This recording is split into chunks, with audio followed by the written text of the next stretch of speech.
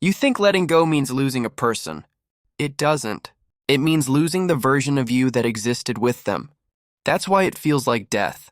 Right now, there's a part of your identity woven into something that's already gone. A relationship, a dream, a version of yourself you can't return to. And your brain is fighting to keep it alive because without it, you don't know who you are anymore. This isn't weakness. It's psychology. And understanding why your mind does this changes everything. Let me show you what's really happening inside your head when you try to let go. Psychologists call it identity attachment. It's the way your sense of self becomes fused with external things. Your role in a relationship, your job title, your reputation, your plans for the future. When those things change or disappear, your brain doesn't register it as losing something outside yourself. It registers it as losing a piece of you. That's why breakups, career endings, and even moving cities can feel like existential crises. You're not just mourning what's gone, you're mourning who you were when it was here. Here's where it gets neurological. Your brain builds your identity through repeated patterns. Every time you interact with someone, every time you perform a role, neural pathways strengthen. You become the person who does this thing with that person. Your brain creates a map of who you are based on consistency. So when that pattern breaks, when the person leaves or the role ends, your brain experiences it as a threat to survival. Because in evolutionary terms, losing your place in the tribe meant death. Your amygdala, the fear center of your brain, activates.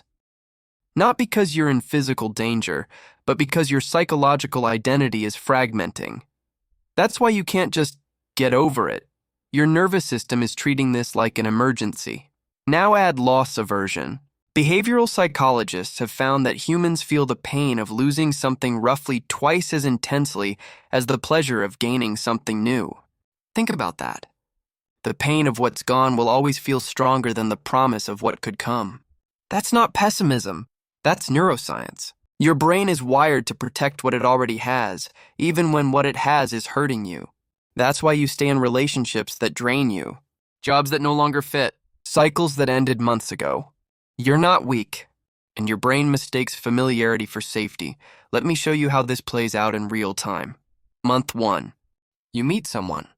They become part of your daily routine. Morning texts, inside jokes, shared plans. Your brain starts building them into your identity structure. You become we instead of I, month 6. You've told them your fears. They know your history. You've built a future in your mind. Wedding, kids, growing old. Your brain has now invested massive neural resources into this version of reality. Month 12. It ends, suddenly, or slowly. Doesn't matter. What matters is that your brain now has to delete an entire identity framework. The person you were with them, the future you imagined, the routines that gave your days meaning. And deletion feels like dying. You'll replay conversations trying to find where it broke. You'll imagine different choices. You'll wonder if you said the right thing at the wrong time. That's not obsession. That's your brain trying to restore coherence. Humans crave narrative closure. We need stories to make sense. But life doesn't always provide endings that satisfy the rational mind. Sometimes people leave mid-sentence. Sometimes there's no deeper reason. Just change. And your brain hates that. It will search for patterns, for meaning, for something to explain why the map of your identity just got torn in half. Here's the part no one tells you. Letting go isn't a single decision. It's neurological rewiring.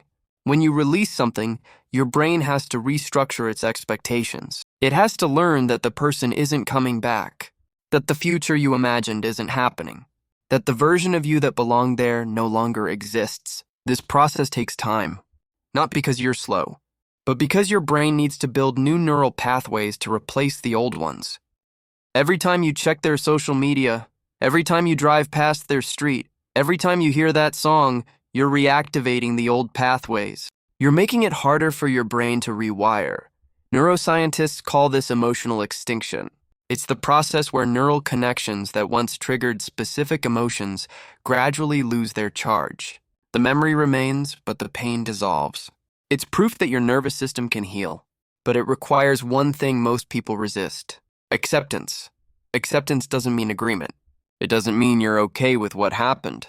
It means you stop fighting reality. You stop having an argument between what is and what you wish was true. Psychologically, this is massive. Because every time you resist reality, every time you think this shouldn't have happened, or if only I had done this differently, you're activating your amygdala. You're keeping your nervous system in fight or flight. That's why people who can't let go often have physical symptoms. Tight chest, insomnia, digestive issues. Your body is stuck in a stress response because your mind won't accept that the story has changed. Here's what acceptance actually looks like in practice. You wake up. The first thought is about them. Instead of spiraling, you notice the thought. You say, there's that memory again. You don't judge it. You don't feed it. You observe it like a cloud passing through.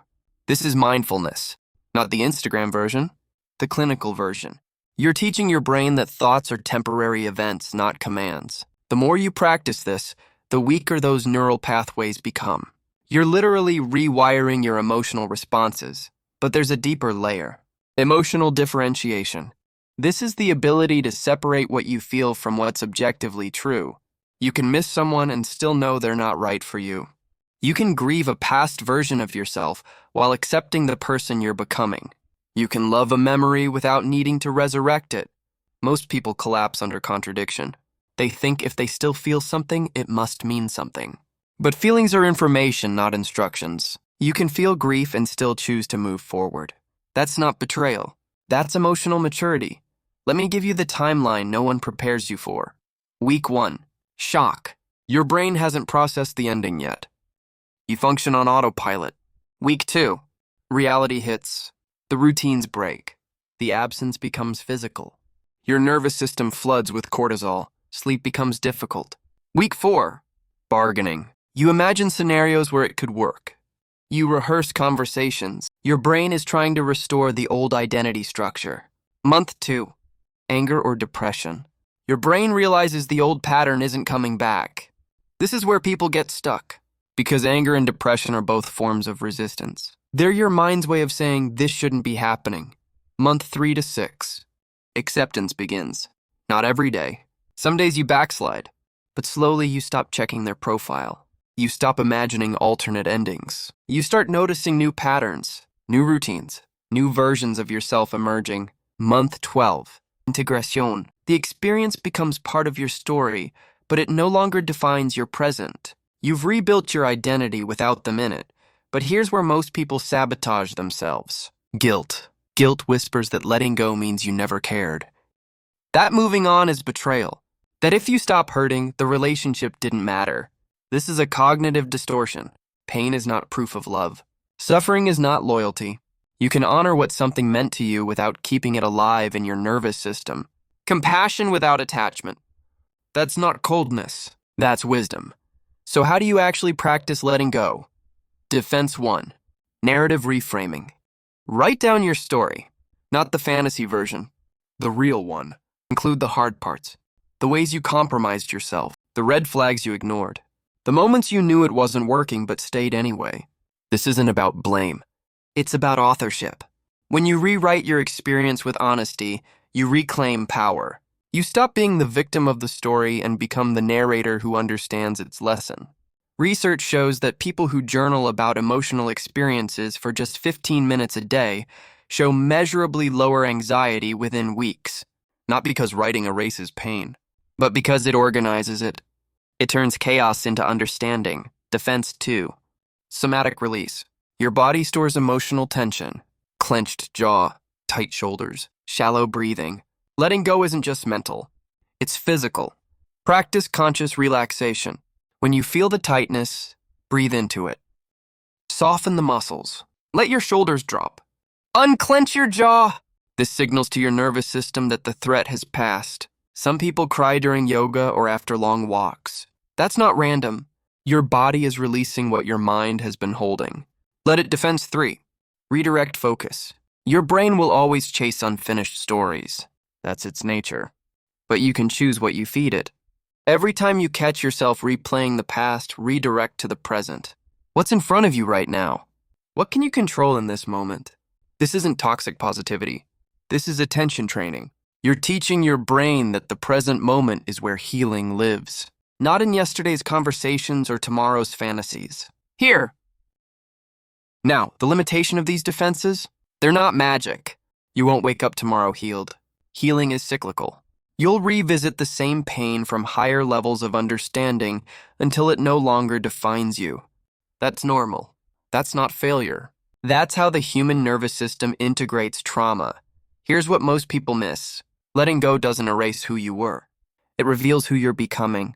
Every ending carves depth into places you didn't know existed. Every loss teaches you that you're more resilient than you believed. You survived what you thought would destroy you. That's not small. That's transformation. Think about every closed door that once broke you.